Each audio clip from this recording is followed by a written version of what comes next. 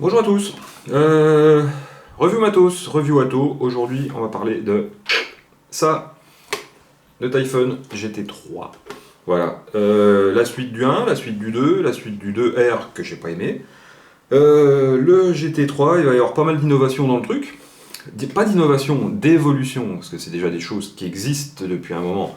Mais du coup, on va plutôt parler d'évolution pour le produit en lui-même. On va passer en plan serré, on va le détailler, on va faire un montage, un cotonnage, un remplissage, et puis après on reviendra là. Je vais après un peu avec, je donnerai mon ressenti, voilà, et puis je me barrerai sur la pointe des pieds. Allez, en tout de suite, à tout de suite, en groupe. Allez, on est parti. Donc, ce Typhon GT3. Déjà ils ont viré la boîte en bois là, qui était faite au laser, que je trouvais assez moche avec leur paille dedans, là. Donc c'est plutôt pas mal. Ils nous ont fait une petite valoche. Ça reste une boîte, on s'en fout un peu. Tac. À l'intérieur on va avoir toutes les recommandations, soit en allemand, soit en anglais. On est un petit peu obligé maintenant de mettre des recommandations, vu que les gens font de plus en plus n'importe quoi. Sur le dessus, ici, on va se retrouver avec tous les joints de rechange. Les joints les plus importants, ça va être ces petits joints là qui vont servir pour la cheminée, je vous montrerai après. Et puis à l'intérieur, l'atto en lui-même, avec la petite carte d'authentification. C'est pas compliqué, hein, l'authentification. On va prendre ce chiffre là, voilà, le numéro de série, et puis on va les vérifier sur le site typhoncheck.com. Voilà. Je vais remettre ça dedans parce qu'on s'en cague un peu. Toc et toc. Allez, on va détailler le truc. Je vais faire quoi? Je vais zoomer un petit coup quand même. Comme ça. Allez, c'est parti. Donc, pas mal de nouveautés sur cet atto par rapport au GT2. Je parlerai pas du GT2R parce que j'étais pas fan de cet atto. Je trouvais qu'il n'y avait pas vraiment une évolution sur le produit. Donc, ce GT3, pardon, on va parler de chiffres pour commencer. Donc il fait 23 mm. Et ouais, 23. Pourquoi pas 23 après tout, hein, il y a du 22, il y a du 24, il y a du 25, et ben il y a du 23 aussi. Il va faire 56,5 de long, comme ça, sans le drip tip. Donc c'est un atto qui est assez haut quand même. Il va peser 83 grammes environ, hein, on n'est pas à la virgule près non plus. Contenance de 5 ml, ça c'est plutôt cool. 5 ml pour un atto comme ça, alors que j'ai l'impression qu'il consomme pas énormément, mais vous allez comprendre après pourquoi on a cette impression-là. Le 510 qu'on va avoir ici, bien sûr, est réglable. Voilà, donc on va pouvoir l'adapter à tout ce qui va être... Alors, les box, ça sera tout plus ou moins adaptable, hein, puisqu'on va avoir des pins sur ressort. Mais après, sur les mechas, du coup, des fois, on peut avoir des petits soucis d'ajustement avec certains attos, et là, ça sera pas le cas. Il est en inox 14301, donc c'est de l'inox, hein, tout simplement, on va pas se prendre la tête. Il arrive un moment, les produits sont de bonne qualité, c'est pas la peine de rentrer trop dans les détails sur les trucs chimiques. Et le verre qui est ici dépoli est en borosilicate. Voilà, déjà ça pour la première partie. Qu'est-ce qu'il y a de nouveau dans ce GT3 par rapport au GT2? Donc, déjà l'airflow qui va être un poil plus aérien que sur le prédécesseur, parce qu'on va avoir quand même toute cette petite rangée ici, il y en a 5 là et 5 là. Donc très aérien, plutôt aérien, bien sûr, on n'est pas sur des attos de power vaping. Hein. Sur cet airflow, on va se rendre compte que sur ce côté-là, si je suis du bon côté de ce côté-là, ici, on a un tout petit trou, ici. Voilà. Ce qui fait qu'on va pouvoir vaper en très serré, un petit peu comme le GT1, un petit peu, je dis, pas forcément exactement pareil. Donc en tournant comme ça, on va se retrouver avec un trou ici, et rien du tout ici. On va pouvoir mettre 2 trous ici, et toujours rien du tout ici. Et si on tourne la bague dans l'autre sens, c'est-à-dire si je fais un tour complet, toc, on va avoir un trou ici, et un trou ici. Voilà, hein, cette bague, elle n'est pas complètement symétrique, donc ce qui fait qu'on va pouvoir régler son atomiseur exactement comme on veut, au trou près. C'est-à-dire 4 d'un côté et 5 de l'autre, et ainsi de suite. Toc. Donc cette bague, je vais la démonter. Voilà. C'est le même principe que sur les autres Typhon. On va se retrouver avec un petit joint qui est ici. Voilà. Toc. Donc le numéro de série ici et le numéro de lato. Voilà. Ça, je vais mettre de côté. Toc.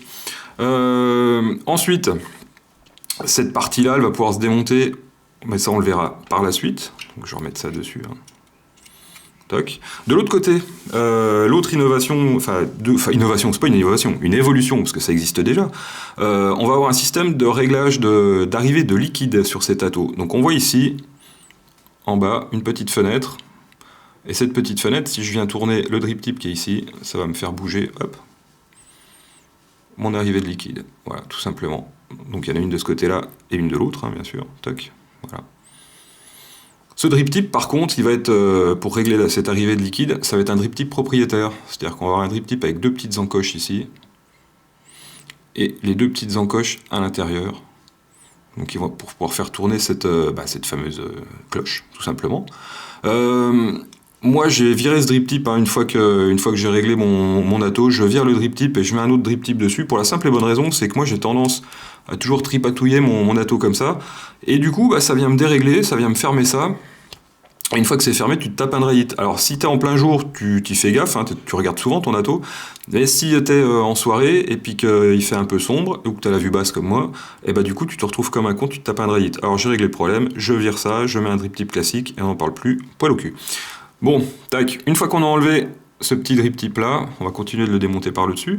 L'autre évolution par rapport à ses prédécesseurs, ça va être le remplissage par le dessus, et ça c'est plutôt top, c'est ce qui m'avait...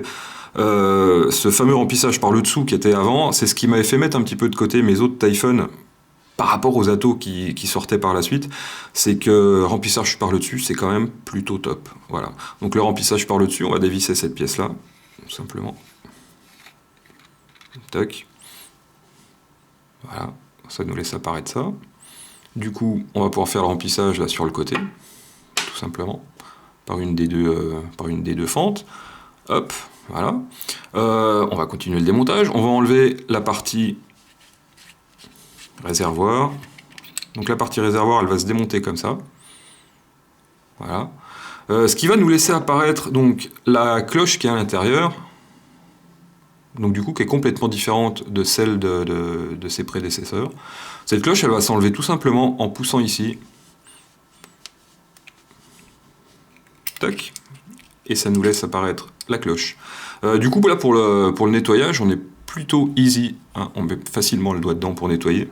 Donc c'est plutôt pas mal, ça va assez vite. Moi, je l'ai démonté un paquet de fois, cet atto, pour faire mes tests. Hein, ça fait une quinzaine de jours que je l'ai. C'est plutôt sympatoche. Voilà. Toc. Donc du coup, là, ça va nous laisser apparaître. Je vais faire un petit comme ça. Ça nous laisse voir que quand on met ces deux son drip tip sur sa cloche, voilà, on peut régler son arrivée de liquide, qui va être comme ça, tout simplement. Alors, je vais essayer de faire ça pas trop dégueulasse. Comme ça. Hop. Bon, c'est vrai que c'est mieux quand c'est dedans. Voilà, comme ça. Donc pareil, un des deux côtés. Toc. Et toc. Il y a eu quelques soucis apparemment pour certaines personnes avec cette cloche. Comme elle est tenue jusqu'avec deux joints ici, il arrive que les gens, en démontant le réservoir comme ça pour accéder au montage, la cloche reste coincée ici. Moi, pour en avoir monté plusieurs à des clients ou le mien d'ailleurs, je me suis rendu compte que ça venait pas forcément de ces joints là, hein, qui étaient plus ou moins mal calibrés.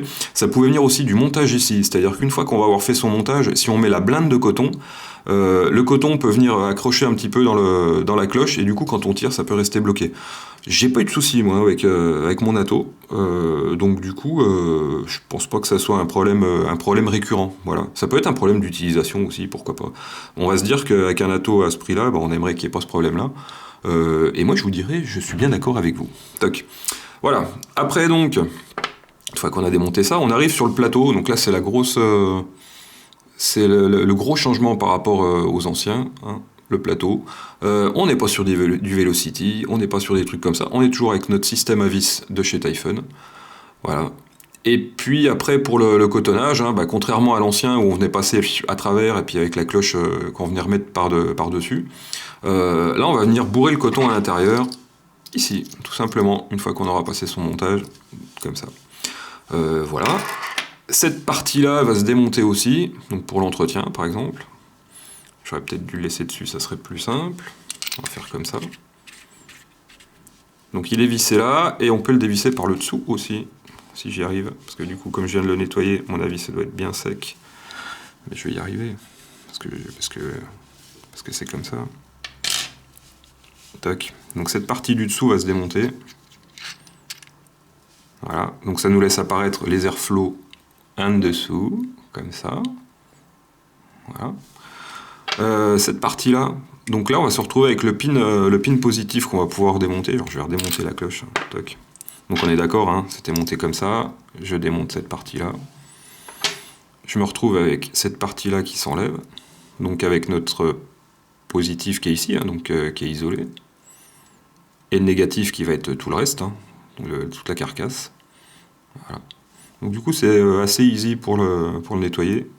Toc. Alors ça vous n'avez pas à le démonter, hein, vous prenez pas la tête. Hein. Le petit pin qui est réglable ici, hein, qu'on va pouvoir dévisser. Ça on le remonte, ça on le démontera jamais. Hein. Ou alors pour le nettoyer, serrez-le bien, hein, comme ça une fois qu'il est bien serré, bah, vous n'aurez pas tendance à vouloir démonter ça à la place du reste. Ça sera moins une usine à gaz qu'un Kyphon, quoi qu'il arrive. Voilà, donc, eh ben on en est là, hein, tout simplement. Voilà, je vais remettre ma petite bague de réglage d'airflow. Toc. Bon, je vous cacherai pas que moi je suis toujours grand ouvert, hein, pour vaper. Je me prends pas la tête. Voilà, comme ça. Je laisse le petit trou fermé et du coup tous les autres ouverts. Voilà. Ce qu'on va faire, je vais faire un montage directement. Hop. Alors, je vais peut-être mettre ça et dézoomer un petit poil. Voilà. Que ça. On va monter ça là-dessus. Là, j'ai que du SS316 pour faire mon montage. Donc du coup, je vais faire des spires jointives, chose que je ne fais pas trop d'habitude. Hein. Je suis plus en spire espacé parce que je préfère au niveau des saveurs. Là, du coup, comme je suis obligé de faire une résistance beaucoup plus large, je vais prendre du SS316 en 0,50. Puis pour éviter de me retrouver à 0,25, je vais faire un montage avec ça comme ça. Hop, alors comme d'hab, en cam, ça va être super facile. Surtout que j'ai la caméra qui touche pratiquement mon tournevis. Toc. Alors, on va mettre sa résistance comme ça. Je vais bien le dévisser par contre. Toc. On va venir le passer autour comme ça. Alors, soit on fait un tour complet, ça dépend des gens, soit on fait un tour complet, soit on vient le bloquer comme ça. Moi j'ai tendance à vouloir juste le bloquer comme ça, parce que je suis un peu feignant. Tac. Comme ça. Après l'autre côté, moi je tourne, parce que j'aime bien être à mon aise. Et puis je vois pas ce que je fais en plus. Allez, on vient mettre ça autour comme ça.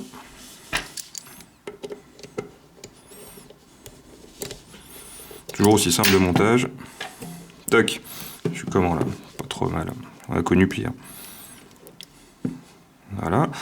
Je vais resserrer un coup mes vis hors cam parce que je peux pas le faire là, je peux pas serrer assez fort. Enfin, je vais me mettre un peu en biais comme ça. Je devrais mettre ma cam un peu plus loin, mais du coup, je préfère pour les gros plans plutôt que de zoomer. Toc. Voilà, ça c'est ok. On va se mettre d'aplomb. Qu'à faire, ça sera pas plus mal. Ouais, c'est pas trop mal. Voilà. Bim. On va venir tortiller ça pour que ça pète, hein, comme d'hab. Si j'y arrive. Comme ça, un côté. Comme ça.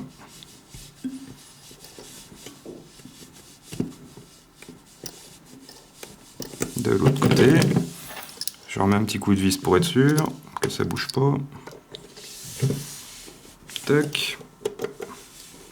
Tac. Allez. On se met d'aplomb. Voilà. Pas trop mal ou pas? Ouais, c'est pas trop mal. J'ai fait des trucs plus dégueulasses que ça dans ma vie. Hop. Alors pour ceux qui trouvent que les résistances sont dégueulasses sur les vidéos des reviewers, faites des résistances et après prenez-les en gros plan et puis regardez-les. Vous verrez que vos résistances sont pas si belles que ça non plus. Voilà. Je suis à combien du coup? Du coup, voilà, je suis à 0,37, hein, c'est obligé, hein, je suis à SS 316. Le rougissement, chose qu'on n'a pas le droit de faire, hein, puisque ça énerve pas mal de gens, j'en ai rien à foutre. Donc ça, on est pas trop mal, je vais le serrer un petit coup. Vu que j'ai fait de l'aspire jointive, ça va faire chier. Hop. Voilà, on est pas mal. Tac. Ensuite, le cotonnage. Alors le cotonnage, j'ai vu plusieurs façons de mettre son coton là-dedans. Moi, je pars toujours sur le principe, comme depuis le début, comme depuis que j'ai commencé de vaper, qu'il faut que la vape, ça me prenne pas la tête. Donc du coup, j'ai vu des vidéos où les gens mettaient déjà du coton à l'intérieur, mettaient remettaient leur coton après, venaient le tasser dedans. Ouais, je vais pas me prendre la tête avec ça, moi. Ce que je vais faire, je vais cotonner comme je cotonne d'habitude. C'est-à-dire que je prends un bout de Fiber Freaks que je vais passer dedans comme ça, que je vais tirer comme ça. Tac. J'essaye de faire en sorte qu'il y ait à peu près le même diamètre de chaque côté. Et puis après, je vais le couper, et j'ai pas de ciseaux, bien sûr. Je dois en avoir qui traîne quelque part, je sais pas où. Après, pour le couper, hop. Il va pas falloir mettre trop peu de coton non plus avec ces tâteaux, ni trop justement pour pas que ça vienne se coincer dans la cloche. Moi j'ai trouvé un petit système, alors un petit système, j'ai rien inventé non plus, hein, pour être sûr d'avoir la bonne longueur, parce qu'il en faut quand même pas mal dans les gorges là sur le côté. Moi je viens leur plier le coton sur le bord comme ça,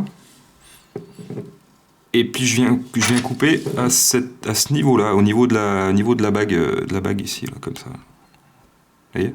Tac. Comme ça je crois que j'en ai à peu près assez long. Hop, donc je le prends comme ça. Tac. Je vais faire pareil de l'autre côté. Tac. Là. Et puis ensuite, on va venir le mettre à l'intérieur. Alors je vais le retourner un petit peu comme ça. Hop. Je m'essaye de mettre le bout en premier dedans. Hein. Comme ça. Comme ça. Je me prends pas plus la tête. Ça sert à rien. J'ai pas eu de fuite. Hein. C'est si vous mettez trop peu de coton, ouais, il y aura de la fuite, bah, c'est à peu près normal, c'est à peu près comme n'importe quel ato. Hop, je vais faire pareil de l'autre côté. J'essaye de passer ça en premier, hop, comme ça.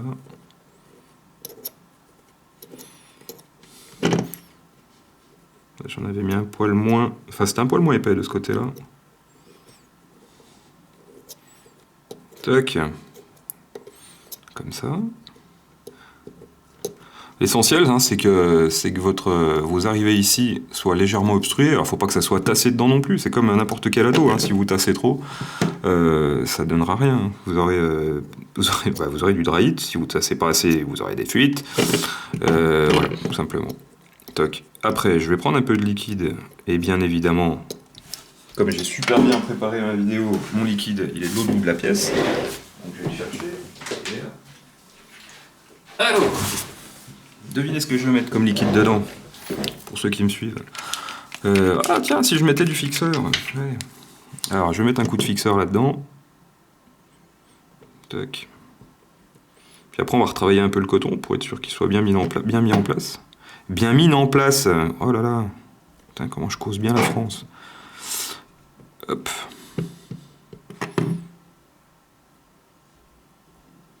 Pour le faire fuir, faut avoir envie hein, quand même, hein, cet ato. Hein. Tac, comme ça. On vient rebidouiller un petit peu son coton. Comme ça. Pour le mettre bien dans la gorge. Pour qu'il y ait quand même la petite boule ici, hein, pour avoir un petit peu de rétention. Quoi qu'il arrive, ça dépend de la viscosité du liquide que vous allez mettre dedans. Voilà. On essaye qu'il n'y ait pas trop de poils qui dépassent. Tac. Ah, bon, c'est pas mal. Peut-être un peu léger de ce côté-là. Bref, tac, comme ça. Cotonnage, c'est vraiment souvent au feeling. Voilà. À ce stade-là, eh ben, on va venir remettre sa cloche, hein, tout simplement. Donc je vais dézoomer. Hop, dézoomer, c'est dans l'autre sens, idiot. Je vais démonter ça.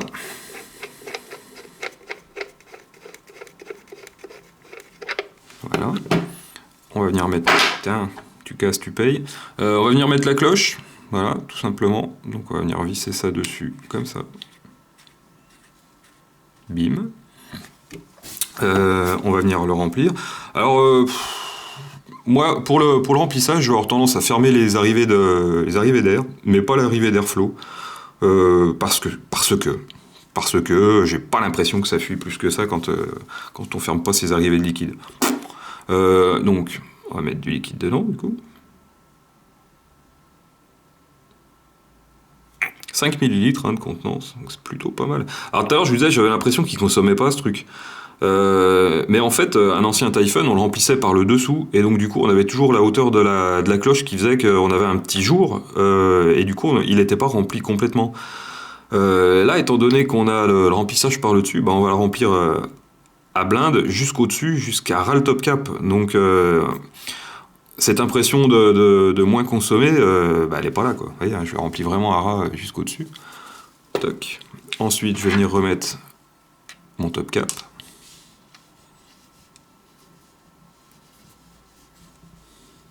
Voilà, comme ça.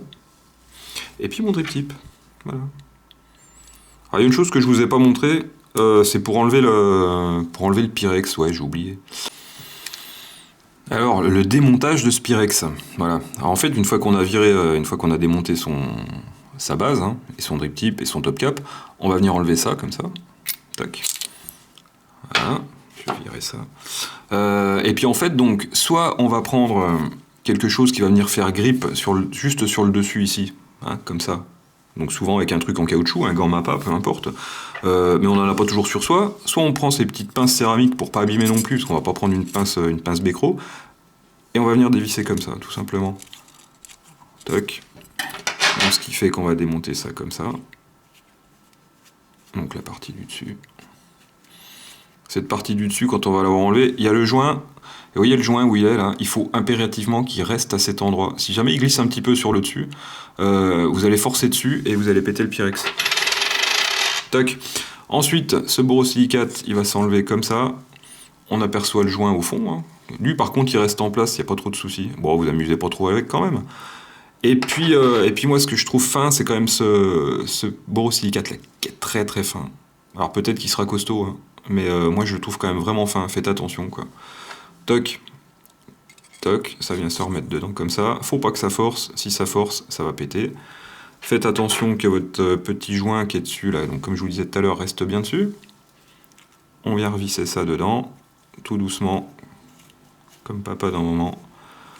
Faites attention à votre Pyrex là, plaquez-le bien sur le fond, comme il est là. On vient revisser ça. Au début, forcez pas. Puis à la fin non plus d'ailleurs, mais faites gaffe, hein. Ça reste quand même du petit matériel. Hein. Toc.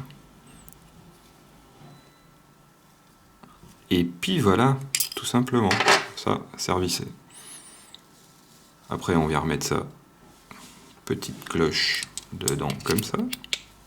Toc. On vient remettre ça sur son montage comme ça. Toc. Et puis tout simplement, on remplit et c'est reparti. Toc. J'ai dit plein de fois toc. Voilà. Arrivée de liquide. Donc, on va le régler comme ça. Voilà, tout simplement. C'est tout bête. Voilà. Et puis voilà. Après, il n'y a plus qu'à vaper. Donc, on va rouvrir ces arrivées d'air. Toc. Comme ça. On va mettre ça sur un mode. Bah, tant qu'à faire, moi j'ai mis ça sur du 23. Voilà. Je me suis fait plaisir avec un petit Scara. Je voulais un virer au maxi, puis je me suis rendu compte que ça faisait plus joli avec le Scarabaeus. Bon, après, c'est des histoires de goût. Hein. Tac. On va mettre ça là-dessus. Du coup, ça va être flush. Voilà, c'est plutôt joli. Et puis, puis on va vaper avec. Puis on va voir ce que ça donne. Allez, tac. On passe en gros plan. Ah, en plan large, pardon. Bim! Voilà. Donc, il est sur le Scara. Alors, pourquoi sur le Scara? Je trouvais que ça faisait plus sympa. Il y a déjà 2 bagues ici sur le GT3. Sur le Viro Maxi, il y a plein de bagues. Je trouvais que ça faisait trop de bagues, tue la bague. Donc, du coup, sur le Scarabaeus, ça fait plutôt sympatoche. Voilà. Comment ça vape? Alors déjà, j'ai laissé le drip type d'origine dessus là pour la vidéo. Donc comme je vous ai dit, moi le drip type d'origine avec le système propriétaire, hein, avec les deux petites encoches là, ça me plaît pas plus que ça. Ça me plaît pour le faire le réglage au départ. Une fois que c'est réglé, j'aurais tendance à le virer parce que moi je vais tout dérégler, je suis tout le temps en train de tripoter mon matériel. Donc c'est pour ça. Ça me dérange pas plus que ça, hein. Une fois que j'ai mis un drip type normal, c'est un drip type normal.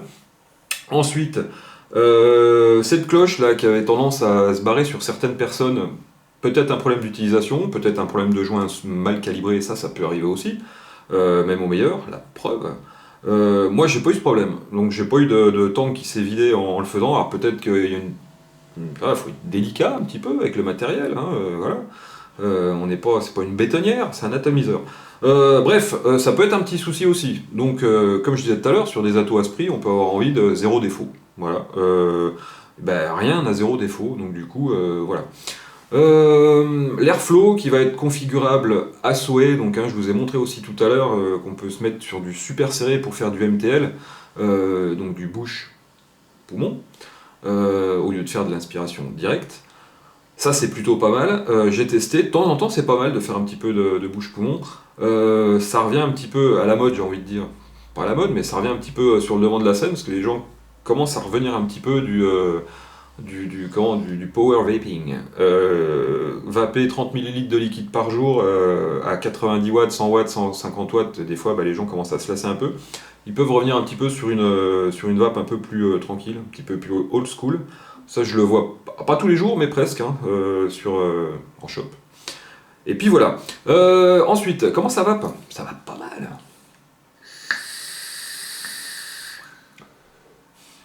Alors, on est sur un atto saveur, on n'est pas sur un atto bourrin. Donc, fatalement, on va pas faire des volutes de vapeur, de gros gueudins. On va vaper ça pour le plaisir. C'est du Typhon. Alors après, ça fait 15 jours que je l'ai. Dès que j'ai posté la première photo dessus, j'avais même pas encore fait un montage dessus, on me dit ah, est-ce que les saveurs sont supérieures au GT2, au GT2R, est-ce que c'est supérieur à ça? Il arrive un moment, quand on a déjà quelque chose qui est, alors, pas parfait, mais quand on arrive déjà à quelque chose qui est super bon, faire mieux que mieux, on peut pas. C'est bon, c'est bon. Le dernier Kaifen ne sera pas forcément meilleur que l'avant-dernier Kaifen. Le dernier Typhon ne sera pas forcément meilleur que le GT2 ou GT2R. Les airflows vont changer, quelques systèmes vont changer dessus.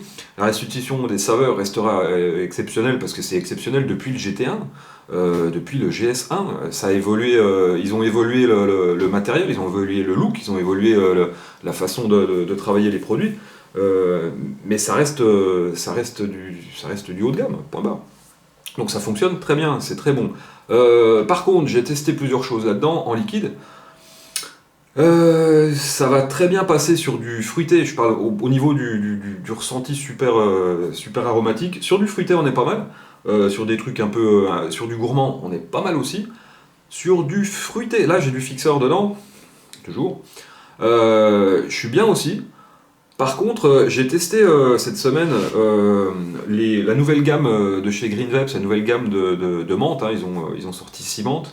Je suis tombé, pas amoureux, mais j'aime vraiment beaucoup leur thé menthe, qui est juste, on a l'impression de boire un thé à la menthe marocain, c'est un truc de ouf. Je l'ai trouvé super bon, et on va penser ça dans des K3, c'est-à-dire des petits Aspire K3 avec des résistances de Nautilus dedans. Je me suis dit, tiens, je vais me faire un tank dans le GT3. J'ai fait un tank dans le GT3, c'était juste dégueulasse. Enfin, moi j'ai trouvé ça pas bon. J'avais plus ce côté thé à la menthe que je sentais bien. J'avais la menthe qui était très forte, alors que c'est vraiment un truc qui est très doux à l'origine.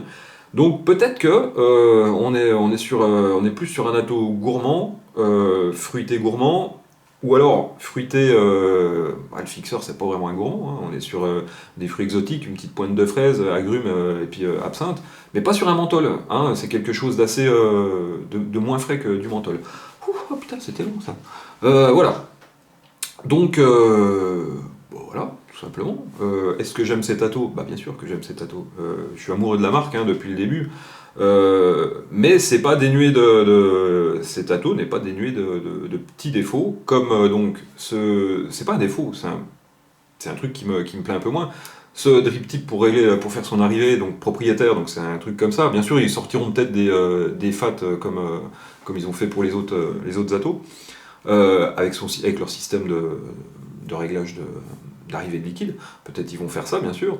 Donc ça, je suis pas hyper fan. Bien sûr, si on fait pas gaffe et puis qu'on tient pas la partie du dessus pour démonter, bon, on va démonter le dessous là où on a notre l'intérieur de notre airflow. Bon, ça c'est pas un gros problème non plus, mais bon, ça peut déranger certaines personnes. La cloche qui reste coincée dedans, moi j'ai pas eu de souci, donc pour moi bah, j'en parle parce que c'est arrivé, mais ça me dérange pas plus que ça, parce que j'ai pas ce problème.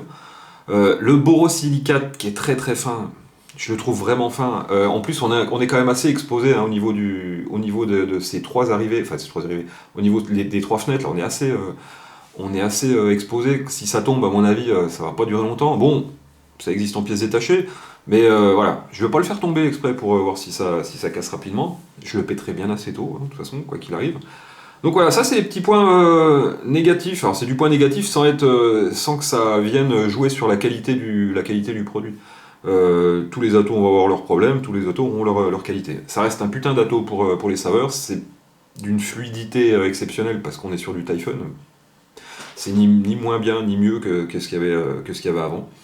Et puis voilà, allez, tac, je vais pas me faire plus long. Qu'est-ce que j'ai oublié de dire? Rien, j'avais déjà oublié de démonter le Pyrex, donc vous allez voir, vous avez vu, hein, juste avant, j'ai fait un montage à la con. Bon, bref, voilà. Oubliez pas, la vapote, c'est toujours mieux que la clope. Je vais partir sur la pointe des pieds comme d'hab en faisant un petit nuage de vapeur parce que voilà, pas un atomiseur de cochon. Et puis on se retrouve pour d'autres vidéos. Je suis pas la grosse motive en ce moment, j'ai plein de trucs en retard. Euh, Puis voilà, c'est la course à celui qui va faire la vidéo le plus rapidement sur le dernier ato, histoire d'avoir le plus de vues. Je suis tellement loin de tout ça que j'en ai tellement rien à foutre que bah, du coup je prends mon temps et puis il y a même des trucs que je fais pas. Ouais, il y a des trucs que j'ai pas fait, j'ai donné directement à des potes parce que j'avais pas envie de le faire. Voilà, allez, me casse. À bientôt!